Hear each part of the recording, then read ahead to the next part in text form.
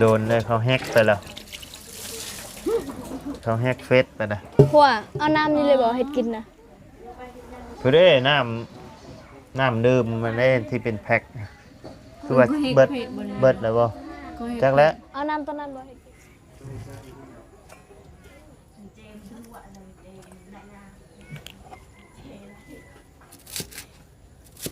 คือได้ยินเอื้อยจะเว้าตอนนั้นคือว่าสิมาจังไหนก่อนอันนั้น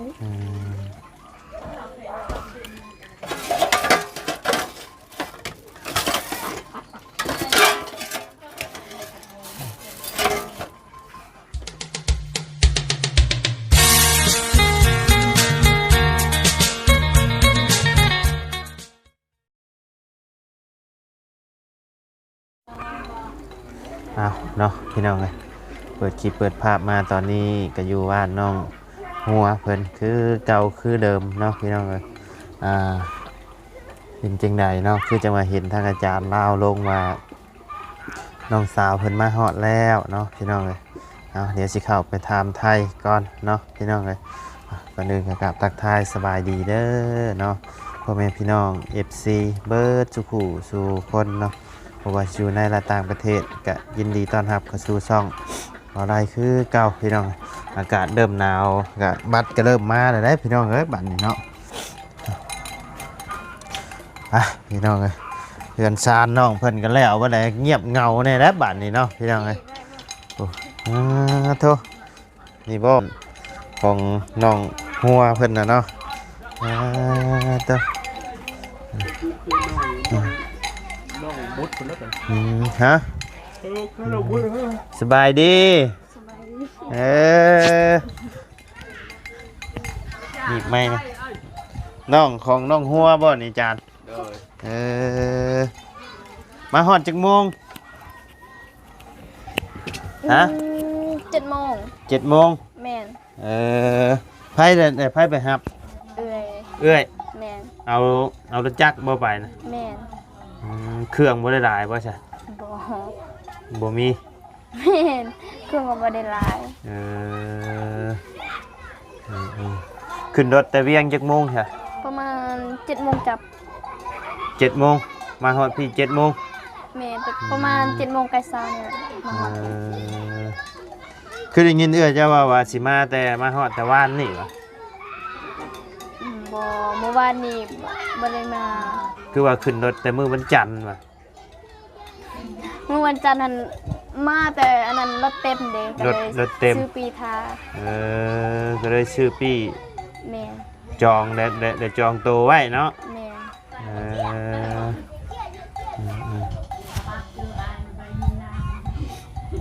เป็นได้มาเห็นเฮือนชานนะแปลกหูแปลกตาอยู่บ่โดยมานี่คือมาอยู่เลยบ่ดูว่าในใดนี่นะมาอยู่คันยังไม่เวียกกับคันมีเวียกกะไปเฮ็ดเวียกต่อ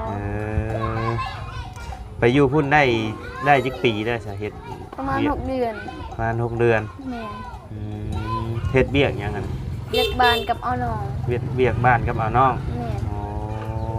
น้อยเงินเดือนเท่าไหร่2,500,000 2,500,000แม่เนาะไปฮอดเวียงกันยัง2,500,000อยู่อยู่แถวเชโปนนี่ก็ได้อยู่แต่ว่าเงินเดือน2,500,000นี่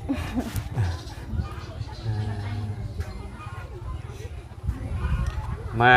จนบ่จื้อเฮือนเพิ่นเนาะมันแปลก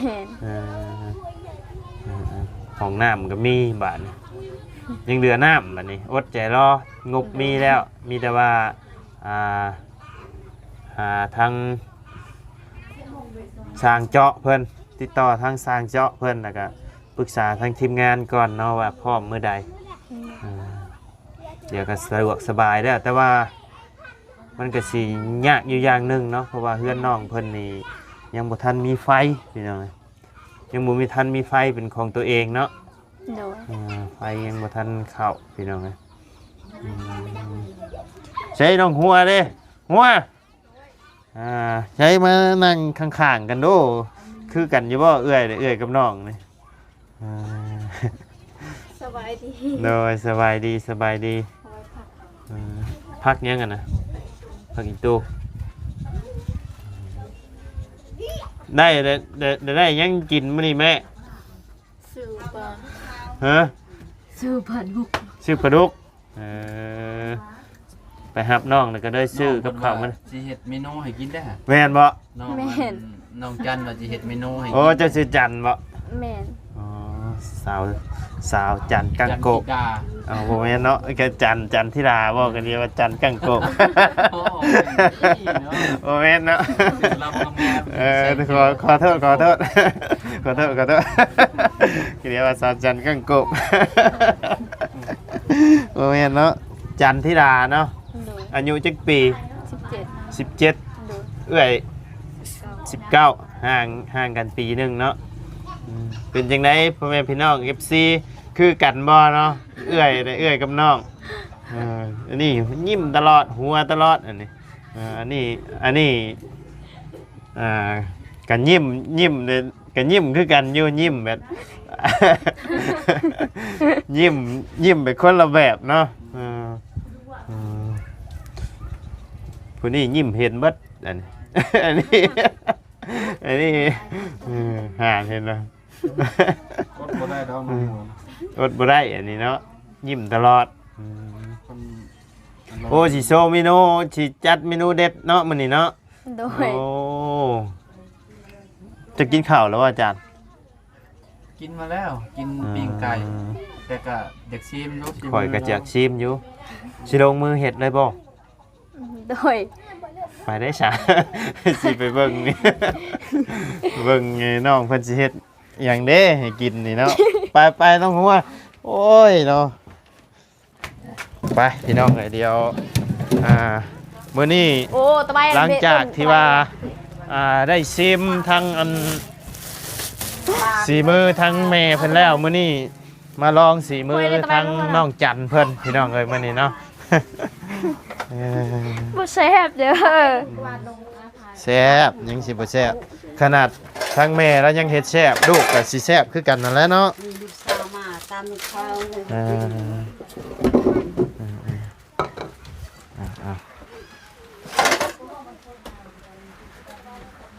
ระหว่างน้องจันกับน้องหัวพี่น้องเอ้ยไปสิเฮ็ดกินแซ่บสิสู่แม่ได้อยู่บ่เนาะ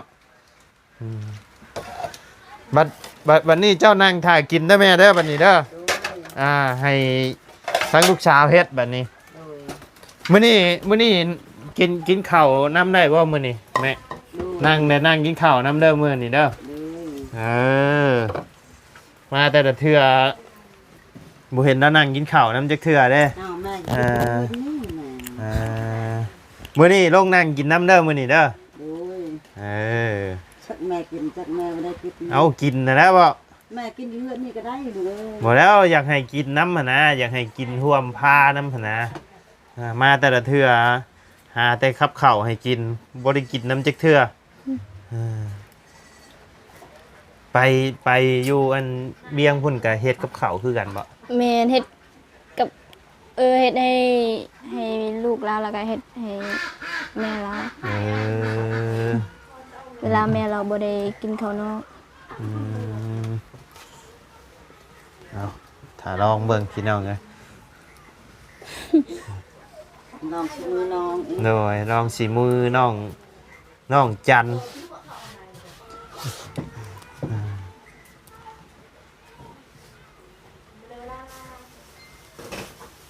มากันจักคน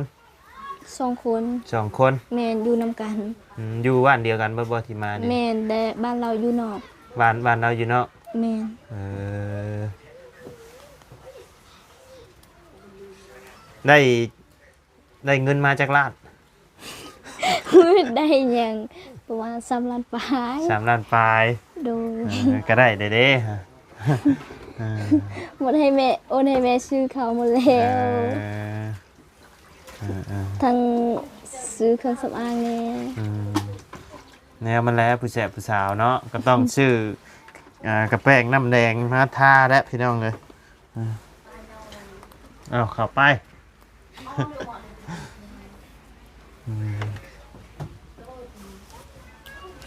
นี่คอได้คอน้ำน่องหัวนี่คันบ่มีเงินน้องหัวเงินหลายได้เบิดได้เบิดแล้วบ่หัว เงินนั้นแม่นที่ว่าอ้ายมอบให้มื้อน่ะ มอได้หัว อืม เอ้ามันสิได้บ่มอหน่อยหนึงนี่นะมอใหญ่ๆพอดี มีอยู่บ่หมอใหญ่ๆเนี่ย เบิ่งสิ เอาเนาะพี่น้องเอ้ยสองสาวจัดเมนูมื้อนี้อยากได้หยังฮะ แม่ ฮะอยาก แม่อยากขออันนี้ หยัง นี่ เคียง แม่น ข่อยก็บ่จักควงเอาให้ข่อยก็เดียวอยู่แล้วเอาเคียง ฮะ อืมอุ้ย นั่นผักหอม โอ้ยลานวบเลย พี่มีลักกี้อันตัว กับข้าวนี่เฮ็ดได้เบิดทุกอย่างเนาะกับข้าวนี่เนาะ โดย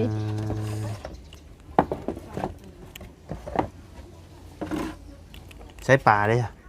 ปลาอยู่ในตู้เย็นมันยังบ่ทันได้อันนั้น เอามันตายแล้วบ่ บ่ฮู้คือกัน โมโหคือกัน เมื่อจะเอาไป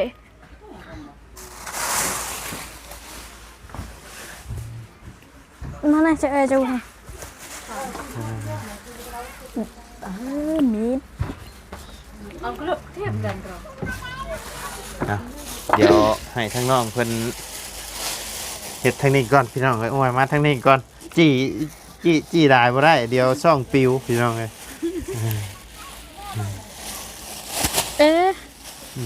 ระวังเงียงมันเด้อ เลยเอ้ย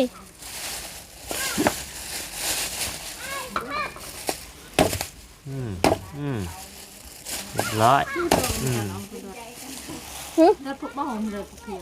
ดัดพวกเบาผักหอมมา เงียง ปอกรถ ชื่อเจ้าว่าอย่างกันชื่อเจ้าว่าอย่างกันว่าฮะ ว่าเราให้คุยโกเทียบ แสดงว่าทั้งน้องหัวนี่เฮ็ดกินนี่เรื่องเฮ็ดกินนี่คือสิสู่น้องบ่ได้นะนี่เนาะ คุยก็บ่ได้คือกันนั่นแหละ แต่ว่าน้องนี่คือสิเก่งกว่าเอื้อยอยู่เบิ่งนี่โอ้ยการเฮ็ดกับข้าวนี่คล่องแคล่วอยู่แต่ว่าน้องหัวก็เฮ็ดได้อยู่ฮะก็คือสิบ่ซ้ำน้องหั่นนะถ้าลองเบิ่งรสชาตินํพี่น้องเอ้ย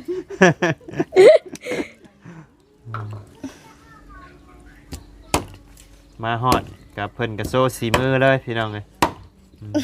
ยังบ่ทันได้กินข้าวแต่เช้า ยังบ่ได้กินบ่ แม่น ทำป้ายเพิ่มจ้ะ ยังจักหน่อยล้างก่อนอันนั้นนะ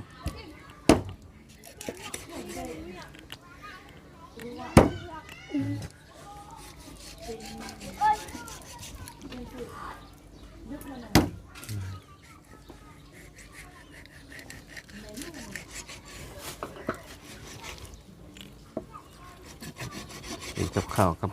น้ำก็เก่ง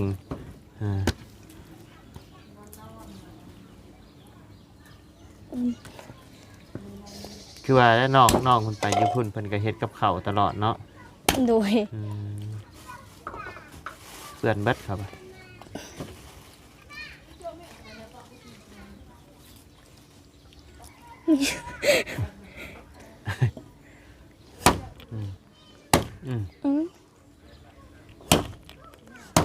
โอ้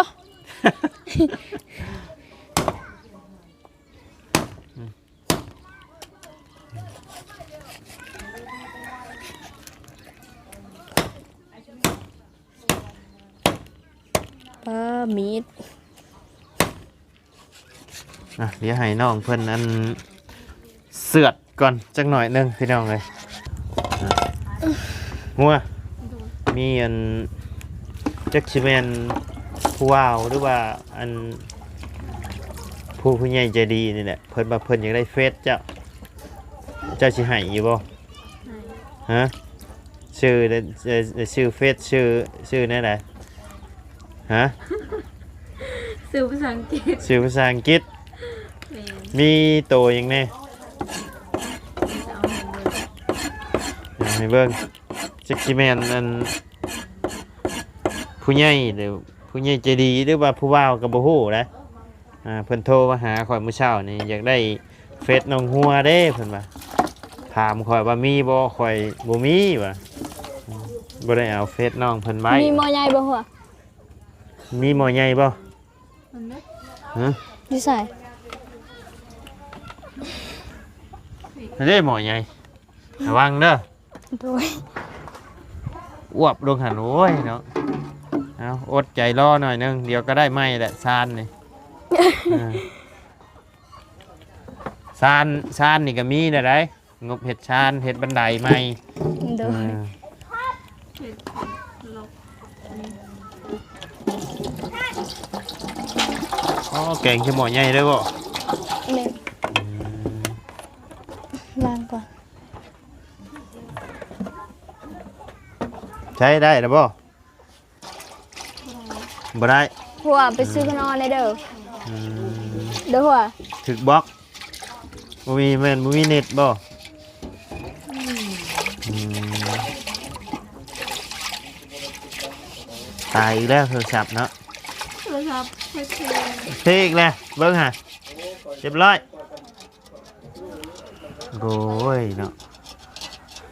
เนี่ยมีแต่ไอ้เปลี่ยนกันใช้กับน้องแล้วบัดนี้ของน้องเยอะบ่มีบ่ซะอืม เพลงนะครับ โทรศัพท์ละตายนะใช่เบิ่งอะไม่เปิดยังบ่ได้เลยบ่ เปิดแบบนี้ได้แบบมันนั้นแล้วมันอันนั้น เข้าเฟซบ่ได้อื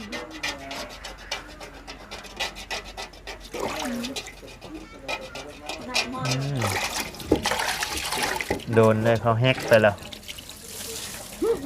เขาแฮกเฟซไปนะ หัวเอาน้ำนี่เลยบ่เฮ็ดกินนะ คือได้น้ำดื่มมันได้ที่เป็นแพ็คคือว่าเบิดแล้วบ่จักแล้ว เอาน้ำตอนนั้นบ่เฮ็ดกินบ่ ได้ยินบ่น้องอย่าถามมัน น้ำตัวนี้เฮ็ดได้เฮ็ดกินได้บ่ นี่เราไปเอาอยู่ ไม่ใช่พอบ่ใส่น้ำลายได้ ใส่น้ำได้ใส่นี่ก็สิเป็นหยังเนี่ยน้ำอันนี้ก็สิเป็นหยังน้ำอันนี้ก็ได้ น้ำนี้ก็ ว่า ได้ อะไรมันคือเฮ็ดเพลงเบิ่ง โยมันก็สิเป็นทำนองนั่นแหละคันเป็นนั่นนี่ลงไปหาอาจารย์ลาวให้อาจารย์ลาวเบิ่งให้เด้อโอ้ต้องหาอาจารย์เพิ่นนะถามข่อยนี้ข่อยบ่ฮู้ข่อยได้อยู่บ่น้ำยังแค่นี้นะ พูดกันแม่ไปตัก เองมัน ฮะโทรศัพท์เจ้ามันสิตายอย่างนี้นะ เข้าไปหน่อยเด้อ เดี๋ยวโทรมา คุยเพลง โทรศัพท์เจ้าพี่ หัวไปซื้ออันนั้นเด้ออันนั้นยังขนม ได้แล้ว ไปชื่อขนมมาให้น้องเดี๋ยวก่อนไป โอ้บ่ได้ซ้ำเด้อเนาะจะเพลง โทรศัพท์เพแล้ว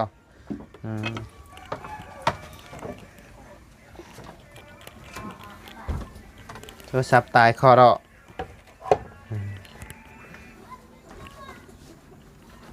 หน่วยได้หน่วยแล้วเท่าไรโทรศัพท์จัน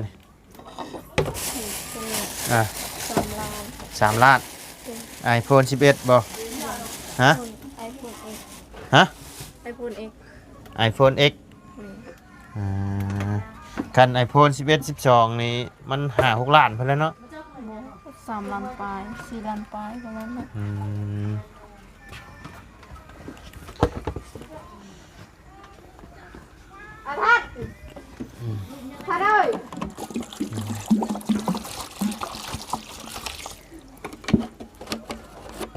น้ำก็มี น้ำกับบุมีแบบนี้เนาะ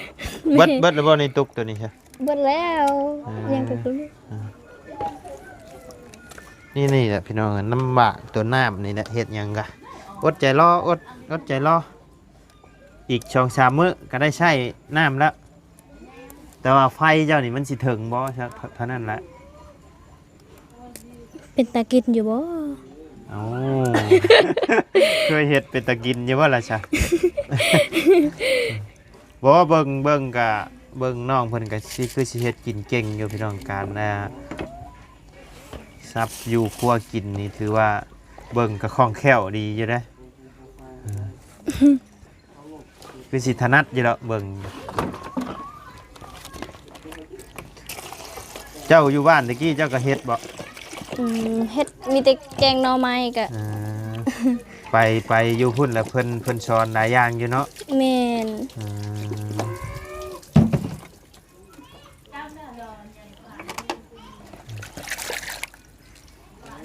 ถ้าชิมเบิ่งพี่น้องเอ้ย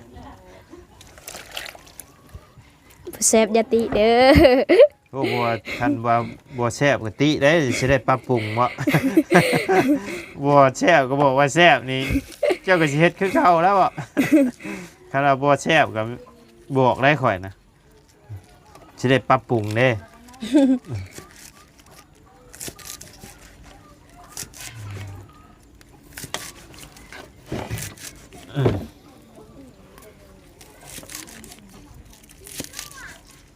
เดี๋ยวก็ได้ชานใหม่แหละ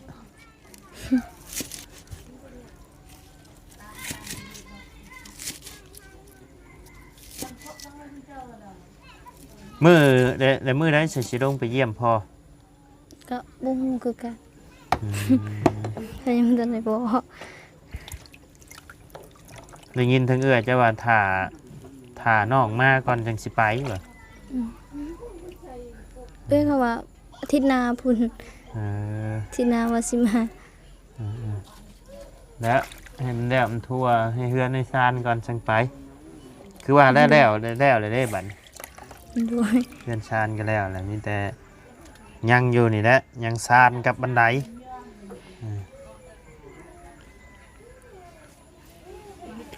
อยากได้หยัง ถ้วยเอาก่อน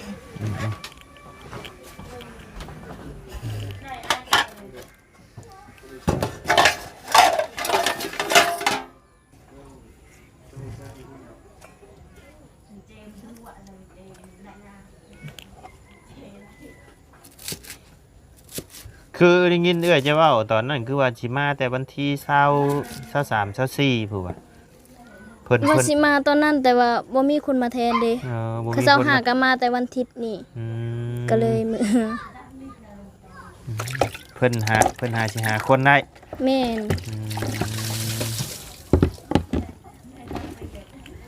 อ้าวพี่น้องเอ้ยมาบัดนี้อวยมาทางนี้บัด ลืมครัว ลืมครัวนี่ โอ้ต้องขัวน้ำบ่ แม่นตะครัวแล้วก็ตำ เออเอาโอ้ถือว่าเป็นได้พี่น้องเอ้ยเพิ่นน้องเพิ่นเฮ็ดกินนี่เนาะเอาลองเบิ่งพี่น้องเอ้ย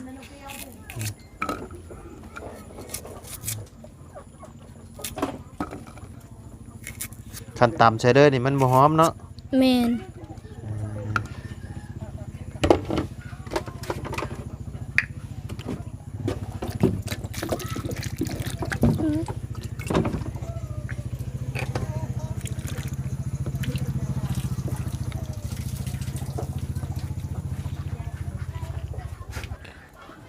มีหม้อกระทะอยู่บ่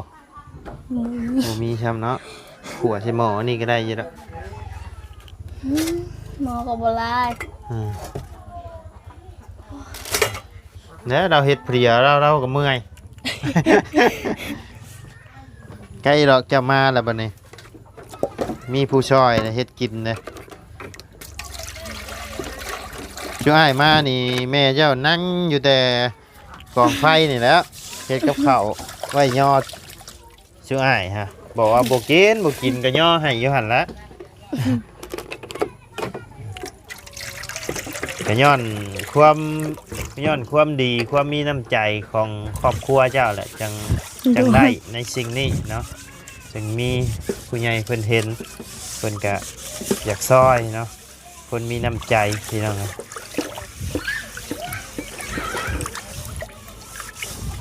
เบิดน้ำ3 ตุกเลยเนาะ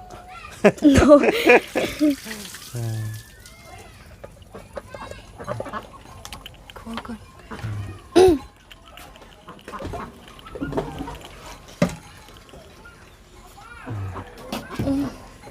น้ำก็ยังบ่ทันเดือดใช่มั้ยติ จังไหนก่อนอันนั้น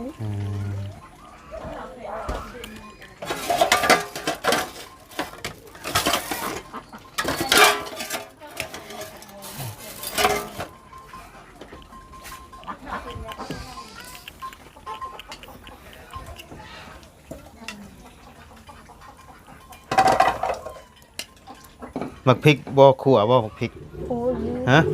ลืมลืมเพจ คิดใช่แล้วแหละพริกอะ มันดู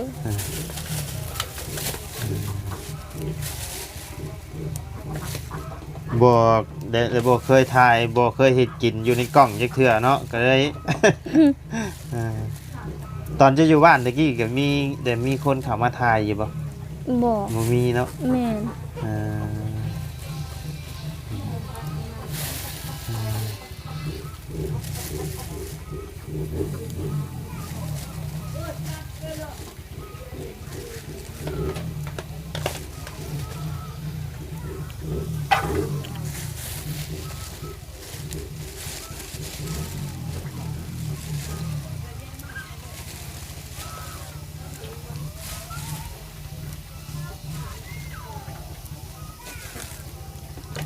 เอาเนาะพี่น้องเอ้ยก็สิประมาณนี้แหละเนาะพี่น้องเอ้ยให้น้องเพิ่นเฮ็ดอยู่เฮ็ดกินก่อนเดี๋ยวรอตามรับชมในคลิปหน้าเนาะพี่น้องเอ้ยว่าสิแซ่บหรือบ่แซ่บเนาะเดี๋ยวรอลุ้นกันเบิ่งพี่น้องเอ้ยเบิ่งก็คือสิแซ่บอยู่ดอกเบิ่งน้องเพิ่นเฮ็ดนี่พี่น้องเอ้ยการเฮ็ดกับข้าวกับน้ำก็คล้ายๆกันกับทั้งบ้านพี่น้องเอ้ย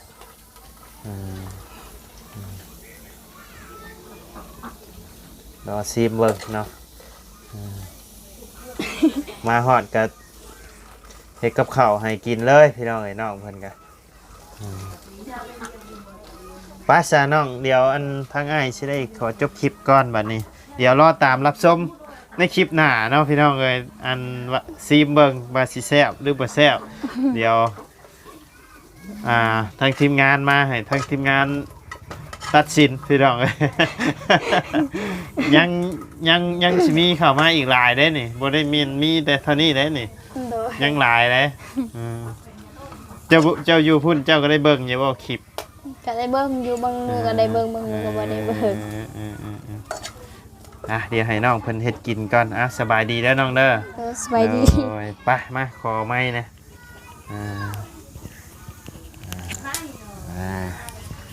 พี่น้องเลยให้น้องเพิ่นเฮ็ดกินก่อนเพิ่นแห้งสันๆเช่นๆจับบ่ถึกอยู่นี่ จับหน้าจับดังอยู่